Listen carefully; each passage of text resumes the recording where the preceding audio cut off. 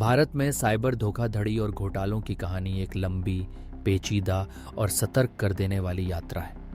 जैसे जैसे भारत डिजिटल युग में कदम बढ़ाता गया, वैसे वैसे तकनीक ने जहां एक ओर नागरिकों के जीवन को आसान बनाया, वहीं दूसरी ओर उसने ठगों और अपराधियों को नए नए रास्ते भी दिखा दिए। आज हम इसी सफर की कहानी को समझेंगे, कैसे भारत में घोटाले समय के साथ रूप बदलते गए और कैसे आमजन इनसे प्रभावित हुए हैं। सबसे पहले बात करते हैं आज़ादी के बाद के शुरुआती दिनों की। उस समय घोटालों की चर्चा तो थी, लेकिन वे मुख्यतः सरकारी या कॉरपोरेट स्तर तक सीमित थे। 1980 और 1990 के दशक में बड़े बड़े घोटाले सामने आए, जैसे बोफोर्स घोटाला, हर्षद मेहता कांड और हवाला कांड।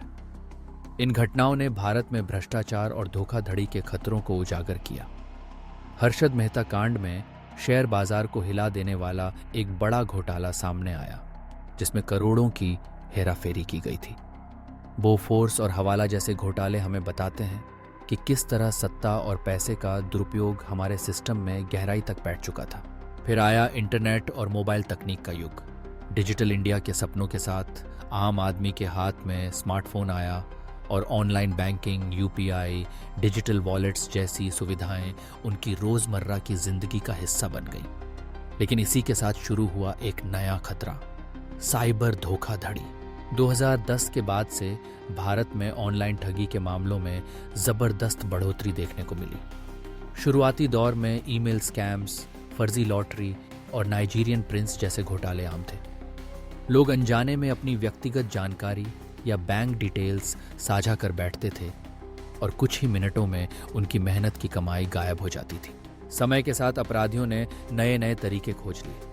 अब सिर्फ बैंक फ्रॉड या ईमेल स्कैम्स ही नहीं, बल्कि कॉल सेंटर स्कैम्स, फर्जी नौकरी देने वाले एजेंट्स और नकली कस्टमर केयर नंबर जैसी समस्याएं भी सामने आने लगी। एक क्लिक पर सारा पैसा उड़ जाने लगा। 2020 के बाद जब कोविड-19 महामारी आई, तो ठगों के लिए मानो एक सुनहरा मौका मिल गया। लॉकडाउन में ऑनलाइन ट्रांजैक्शन बढ़े और साइबर अपराधों ने रफ्तार पकड़ ली। बैंकिंग, ई कॉमर्स और डिजिटल पेमेंट प्लेटफॉर्म्स पर फर्जीवाड़ा आम हो गया। लोग सरकारी योजनाओं, वैक्सीन स्लॉट्स या कोरोना सहायता के नाम पर ठगे जाने लगे। 2004 तक आते आते भारत में साइबर फ्रॉड के मामले 4 गुना तक बढ़ गए। सरकारी आंकड़े कहते हैं कि साल 2024 में ही साइबर फ्रॉड से करीब $20 मिलियन यानी लगभग 165 करोड़ रुपए का नुकसान हुआ। खास बात यह रही कि अब घोटाले सिर्फ छोटे मोटे नहीं रहे। 1 लाख रुपए से ऊपर की रकम वाले मामलों की संख्या 699 से बढ़कर 29,082 हो गई।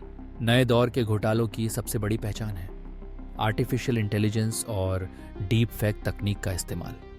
अब ठग फेसबुक, इंस्टाग्राम या यूट्यूब पर मशहूर हस्तियों के डीप फेक वीडियो बनाते हैं, जिनमें वे फर्जी निवेश योजनाओं की तारीफ करते नजर आते हैं। हाल ही में एक 75 वर्षीय सेवानिवृत्त कप्तान का मामला सामने आया, जिन्होंने एक नकली ट्रेडिंग ऐप के झांसे में आकर 11 करोड़ रुपए गंवा दिए। इन्वेस्टमेंट स्कैम्स में भी बेतहाशा बढ़ोतरी हुई है। 2023 में 80 मामले थे, जो 2024 में बढ़कर 160 हो गए। ये स्कैम्स मुख्यतः क्रिप्टो करेंसी, स्टॉक ट्रेडिंग या मल्टी लेवल मार्केटिंग योजनाओं के नाम पर चलाए जाते हैं। आम आदमी जल्दी पैसे कमाने के चक्कर में फंस जाता है और अपनी जमा पूंजी गंवा बैठता है। साइबर अपराधियों के तरीके लगातार बदलते जा रहे हैं। आज वे सरकारी अधिकारियों, बैंक कर्मचारियों या पुलिस के नाम से फ़ोन करते हैं, फर्जी वेबसाइट्स बनाते हैं या मोबाइल ऐप्स के जरिए लोगों को ठगते हैं। विदेश में जाने का सपना दिखाकर फर्जी वीज़ा और इमिग्रेशन स्कैम्स भी बढ़ गए हैं। 2024 में दिल्ली पुलिस ने ऐसे मामलों में 203 लोगों को गिरफ्तार किया। यह पिछले साल से 107% ज़्यादा है। सरकार और टेक कंपनियां भी इस खतरे से निपटने के लिए प्रयासरत हैं। टेलीकॉम विभाग और टेलीकॉम कंपनियों ने मिलकर international incoming spoofed calls prevention system जैसी तकनीकी पहल शुरू की है, जिससे अब ऐसे फर्जी कॉल्स की संख्या 1.5 करोड़ से घटकर 5 लाख प्रतिदिन रह गई है। साथ ही मेटा और उपभोक्ता मंत्रालय ने मिलकर डिजिटल साक्षरता और ऑनलाइन सुरक्षा के लिए अभियान चलाया है, ताकि लोग जागरूक हो सकें और खुद को सुरक्षित रख सकें। फिर भी चुनौती बड़ी है। अनुमान है कि 2025 में साइबर क्राइम से भारत को करीब 20,000 करोड़ रुपए का नुकसान हो सकता है। बैंकिंग और ई कॉमर्स सेक्टर सबसे ज्यादा खतरे में है, क्योंकि यहीं सबसे ज्यादा लेन देन होता है और आम जनता का सीधा जुड़ाव है। भारत में स्कैम्स और घोटालों की यह कहानी सिर्फ आंकड़ों या घटनाओं की सूची नहीं है। ये आम आदमी की सतर्कता, डिजिटल जागरूकता और समाज की जिम्मेदारी की कहानी है। हर बार जब कोई व्यक्ति ठगी का शिकार होता है, वह न सिर्फ अपनी मेहनत की कमाई गंवाता है, बल्कि उसके मन में एक गहरा डर और अविश्वास भी बैठ जाता है।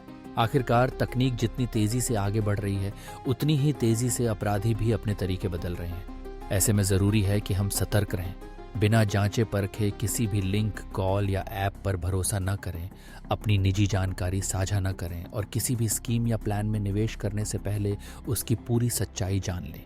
अगर कभी भी किसी स्कैम या फ्रॉड का शिकार हो जाएं, तो घबराएं नहीं, सीधे अपनी नज़दीकी पुलिस स्टेशन में शिकायत दर्ज करवाएं और साइबर हेल्पलाइन या साइबर क्राइम पोर्टल पर रिपोर्ट करें। याद रखें, आपकी सतर्कता ही आपकी सबसे बड़ी सुरक्षा है। घोटालों और साइबर अपराध की इस बदलती दुनिया में सिर्फ कानून या तकनीक ही नहीं, बल्कि समाज की जागरूकता और व्यक्तिगत सतर्कता ही सबसे प्रभावी हथियार है। आइए मिलकर एक सुरक्षित, जागरूक और डिजिटल रूप से मजबूत भारत का निर्माण करें।